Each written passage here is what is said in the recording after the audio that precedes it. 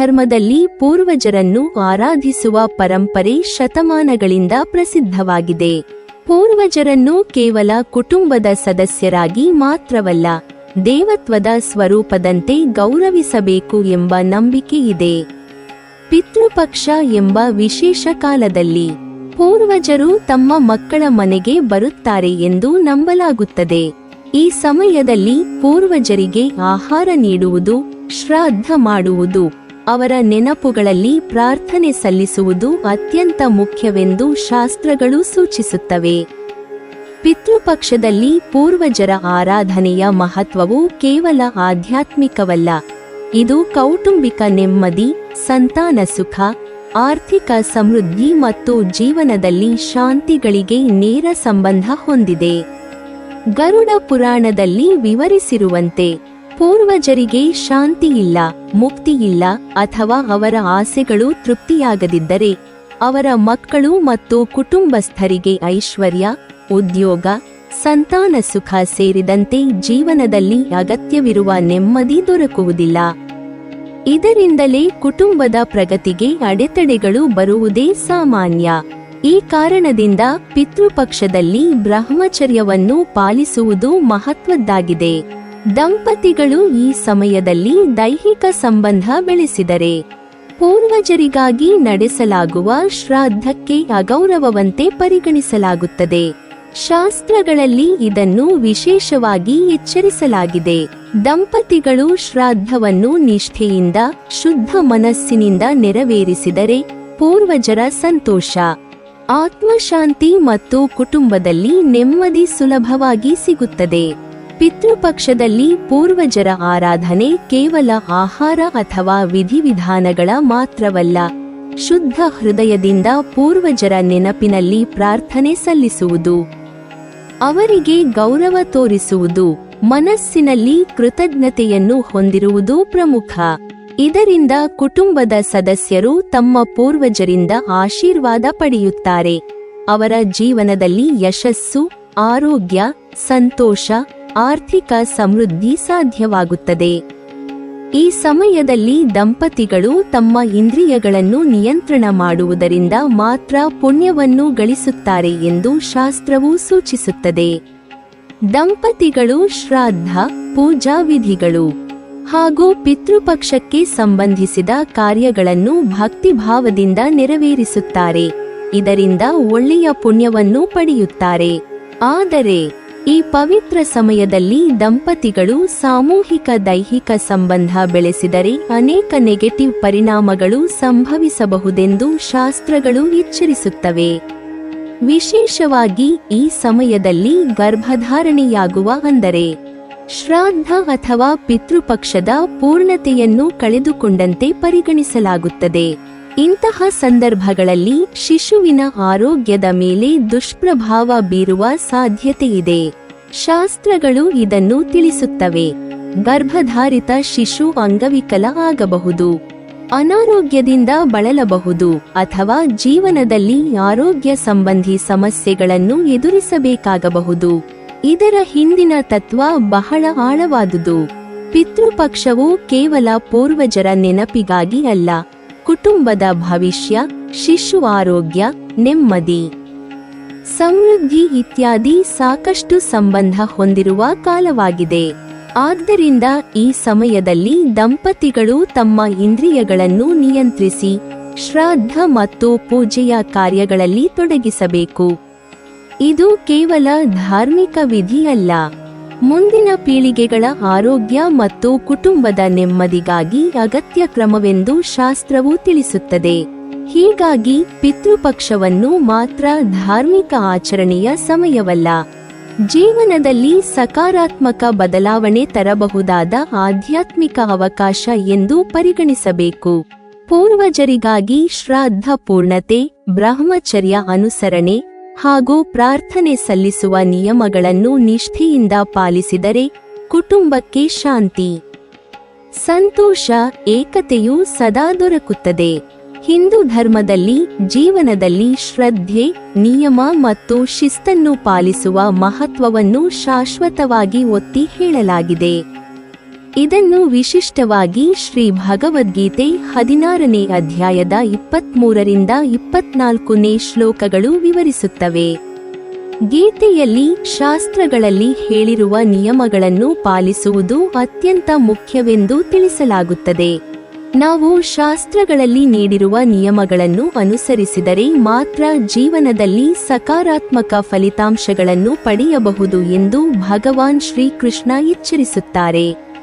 ಶ್ರೀ ಭಗವದ್ಗೀತೆಯ ಈ ಶ್ಲೋಕಗಳಲ್ಲಿ ಮನಸ್ಸಿಗೆ ಬಂದಂತೆ ಸ್ವತಃ ಇಚ್ಛೆಯಿಂದ ನಿಯಮಗಳನ್ನು ಬಿಟ್ಟುಕೊಟ್ಟು ನಡೆದುಕೊಂಡರೆ ಯಶಸ್ಸು ಸಿಗುವುದಿಲ್ಲ ಎಂಬುದು ಸ್ಪಷ್ಟವಾಗಿ ಹೇಳಲ್ಪಟ್ಟಿದೆ. ಈ ತತ್ವವು ಪಿತೃಪಕ್ಷದಲ್ಲಿ ದಂಪತಿಗಳು ಅನುಸರಿಸಬೇಕಾದ ಶ್ರಾದ್ದ ಕ್ರಮಗಳಿಗೆ ನೇರ ಸಂಬಂಧ ಹೊಂದಿದೆ. ಶ್ರಾದ್ದ, ಪೂಜೆ, ದಾನ ಇವುಗಳನ್ನು ನಿಯಮಾನುಸಾರವಾಗಿ ಶ್ರದ್ಧೆಯಿಂದ ನೆರವೇರಿಸಿದಾಗ ಮಾತ್ರ ಪೂರ್ವಜರಿಗೆ ಶಾಂತಿ ಸಿಗುತ್ತದೆ, ಕುಟುಂಬಕ್ಕೆ ನೆಮ್ಮದಿ, ಐಶ್ವರ್ಯ, ಸಂತಾನ ಸುಖ ದೊರಕುತ್ತದೆ. ಇದರ ಹಿಂದಿನ ತಾತ್ಪರ್ಯವು ತುಂಬಾ ಆಳವಾಗಿದೆ. ಕೇವಲ ಮನಸ್ಸಿಗೆ ಬಂದಂತೆ ಅಥವಾ ಸ್ವಂತ ಆಸೆ, ಇಚ್ಛೆಯಿಂದ ಶ್ರಾದ್ದವನ್ನು ನೆರವೇರಿಸಿದರೆ ಪೂರ್ವಜರಿಗೆ ತೃಪ್ತಿ ಸಿಗುವುದಿಲ್ಲ. ಇದರಿಂದ ಕುಟುಂಬದ ಶುಭ ಫಲ, ಸಂತಾನ ಸೌಭಾಗ್ಯ, ಆರೋಗ್ಯ ಸಮಸ್ಯೆಗಳಿಗೆ ತುತ್ತಾಗಬಹುದು.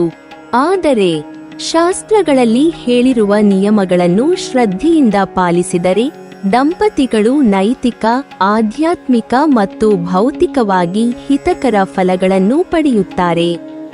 ಹೀಗಾಗಿ ಭಗವದ್ಗೀತೆಯ ತತ್ವವು ಶ್ರಾದ್ದ ಮತ್ತು ಪಿತೃಪಕ್ಷಕ್ಕೆ ನೇರ ಸಂಬಂಧ ಹೊಂದಿದೆ. ನಿಯಮವನ್ನು ಪಾಲಿಸುವುದು ಮನಸ್ಸಿನ ಶುದ್ಧತೆಯನ್ನು ಕಾಯುವುದು, ಶ್ರಾದ್ದದ ಶಿಷ್ಟಾಚಾರಗಳನ್ನು ನಿಷ್ಠೆಯಿಂದ ನೆರವೇರಿಸುವುದು, ಇವುಗಳ ಮೂಲಕ ದಂಪತಿಗಳು, ಪೂರ್ವಜರು ಮತ್ತು ಮುಂದಿನ ಪೀಳಿಗೆಯ ನೆಮ್ಮದಿ, ಶಾಂತಿ ಮತ್ತು ಐಶ್ವರ್ಯ ಎಲ್ಲ ಸ್ಥಿರವಾಗಿರುತ್ತದೆ. ಹಿಂದೂ ಧರ್ಮದಲ್ಲಿ ಪಿತೃಪಕ್ಷ ಅತ್ಯಂತ ಪವಿತ್ರವಾದ ಕಾಲವೆಂದು ಪರಿಗಣಿಸಲಾಗಿದೆ. ಇದು ಪ್ರತಿ ವರ್ಷದ 16 ದಿನಗಳ ಅವಧಿಯಾಗಿದ್ದು, ಈ ಸಮಯದಲ್ಲಿ ಪೂರ್ವಜರನ್ನು ಗೌರವಿಸುವ ಕಾರ್ಯಗಳು ಶ್ರಾದ್ದ, ತರ್ಪಣ, ಪಿಂಡದಾನ ಮುಂತಾದ ಧಾರ್ಮಿಕ ವಿಧಿಗಳು ನೆರವೇರಿಸಲಾಗುತ್ತವೆ. ಈ ಕಾಲದಲ್ಲಿ ಜನರು ಶರೀರದ, ಮನಸ್ಸಿನ ಶುದ್ಧತೆಯೊಂದಿಗೆ ಪೂರ್ವಜರಿಗೆ ಸಮರ್ಪಣೆಯ ಕಾರ್ಯಗಳನ್ನು ನಿರ್ವಹಿಸುತ್ತಾರೆ. ಪಿತೃಪಕ್ಷವು ಕುಟುಂಬಕ್ಕೆ ಮಾತ್ರವಲ್ಲ, ಪೂರ್ವಜರ ಆತ್ಮಕ್ಕೆ ಶಾಂತಿ ಮತ್ತು ಮೋಕ್ಷವನ್ನು ನೀಡುವ ಅವಧಿ ಎಂದು ನಂಬಲಾಗಿದೆ. ಪಿತೃಪಕ್ಷದ ಸಮಯದಲ್ಲಿ ಯಾವುದೇ ಶುಭ ಕಾರ್ಯಗಳು ಅಥವಾ ಹೊಸ ಯೋಜನೆಗಳನ್ನು ಪ್ರಾರಂಭಿಸಬಾರದು ಎಂಬ ಶಾಸ್ತ್ರೀಯ ನಿಯಮವಿದೆ. ಹೊಸ ಬಲ್ಕ, ಉದ್ಯೋಗದ ಆರಂಭ, ಮನೆ ನಿರ್ಮಾಣ ಅಥವಾ ಇತರ ಧಾರ್ಮಿಕ ಕಾರ್ಯಕ್ರಮಗಳು ಈ ಸಮಯದಲ್ಲಿ ಮಾಡಬಾರದು ಎಂದು ಹೇಳಲಾಗಿದೆ. ಇದರಿಂದಲೇ ಜನರು ಈ 16 ದಿನಗಳನ್ನು ಸಂಪೂರ್ಣವಾಗಿ ಪೂರ್ವಜರ ಆರಾಧನೆಗೆ ಮೀಸಲಿಡುತ್ತಾರೆ. ಪಿತೃಪಕ್ಷಕ್ಕೆ ಹಲವಾರು ಹೆಸರುಗಳಿವೆ. ಅದನ್ನು ಮಹಾಲಯ ಪಕ್ಷ, ಸೋಲಾ ಶ್ರಾದ್ದ, ಕನಗತ್, ಜಿತಿಯ ಅಥವಾ ಅಪರ ಪಕ್ಷ ಎಂದು ಕರೆಯಲಾಗುತ್ತದೆ. ಈ ಎಲ್ಲ ಹೆಸರುಗಳು ಆ ಸ್ಥಳೀಯ ಹಾಗೂ ಪೌರಾಣಿಕ ಆಚರಣೆಗಳನ್ನು ಬಿಂಬಿಸುತ್ತವೆ. ಪಿತೃಪಕ್ಷದ ಉದ್ದೇಶವು ಕೇವಲ ಪೂರ್ವಜರನ್ನು ನೆನಪಿಸುವುದು ಮಾತ್ರವಲ್ಲ, ಅವರ ಆತ್ಮಶಾಂತಿ, ಸಂತೋಷ ಮತ್ತು ಪರಲೋಕ ಮೋಕ್ಷಗಾಗಿ ಪಿತೃಪಾದಾರ್ಪಣೆಗಳನ್ನು ಮಾಡುವುದಾಗಿದೆ. ಪಿತೃಪಕ್ಷದ ಕ್ರಮದಲ್ಲಿ ಶ್ರಾದ್ದ, ತರ್ಪಣ ಮತ್ತು ಪಿಂಡದಾನ ಹೀಗೆ ಕಾರ್ಯಗಳನ್ನು ನಿಶ್ಚಿತವಾಗಿ ಶ್ರದ್ಧೆಯಿಂದ ನೆರವೇರಿಸಿದಾಗ ಪೂರ್ವಜರ ಆತ್ಮ ಸಂತೋಷ ಪಡುತ್ತದೆ. ಇದರಿಂದ ಕುಟುಂಬದಲ್ಲಿಯೂ ಸೌಭಾಗ್ಯ, ನೆಮ್ಮದಿ, ಸಂತಾನ ಸೌಭಾಗ್ಯ ಮತ್ತು ಆರ್ಥಿಕ ಸಮೃದ್ಧಿ ಸಾಧಿಸುವುದಕ್ಕೆ ಅವಕಾಶ ಸಿಗುತ್ತದೆ. ಈ ರೀತಿಯಾಗಿ ಪಿತೃಪಕ್ಷವು ಧಾರ್ಮಿಕ, ಆಧ್ಯಾತ್ಮಿಕ ಮತ್ತು ಕುಟುಂಬ ಕೇಂದ್ರೀಯವಾದ ಅವಧಿಯಾಗಿರುತ್ತದೆ.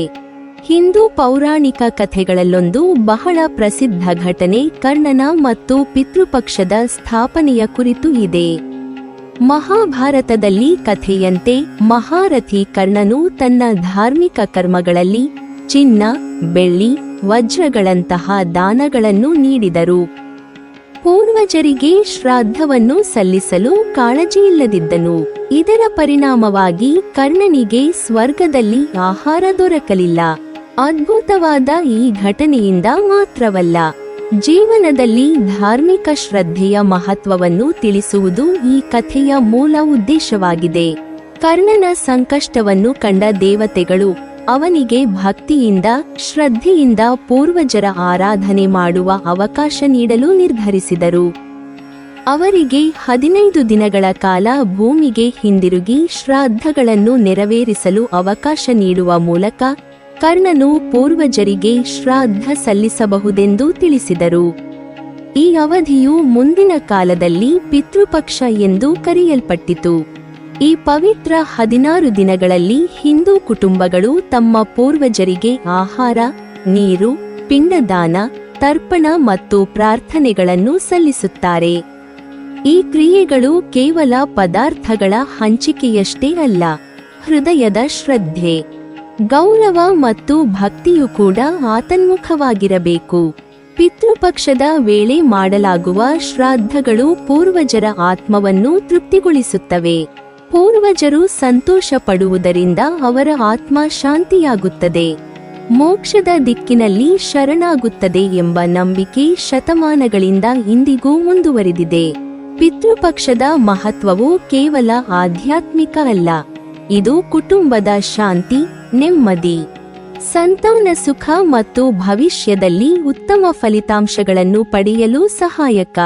ಪೂರ್ವಜರ ಆರಾಧನೆಯ ಮೂಲಕ ದೈಹಿಕ, ಮಾನಸಿಕ ಹಾಗೂ ಆರ್ಥಿಕ ಜೀವನದಲ್ಲಿ ಸಮತೋಲನ, ನೆಮ್ಮದಿ ಮತ್ತು ಸೌಭಾಗ್ಯ ಸಾಧಿಸಲಾಗುತ್ತದೆ. ಹೀಗಾಗಿ ಪಿತೃಪಕ್ಷವು ಹಿಂದೂ ಧರ್ಮದಲ್ಲಿ ಅತ್ಯಂತ ಪವಿತ್ರ, ಆಧ್ಯಾತ್ಮಿಕ ಹಾಗೂ ಜೀವನದ ಪ್ರತಿಯೊಂದು ಭಾಗಕ್ಕೆ ಸಂಬಂಧಿತ ಸಮಯ ಎಂದು ಪರಿಗಣಿಸಲಾಗಿದೆ. ನೀವಿನ್ನೂ ನಮ್ಮ ಚಾನೆಲ್ ಅನ್ನು ಸಬ್ಸ್ಕ್ರೈಬ್ ಮಾಡಿಲ್ವಾ?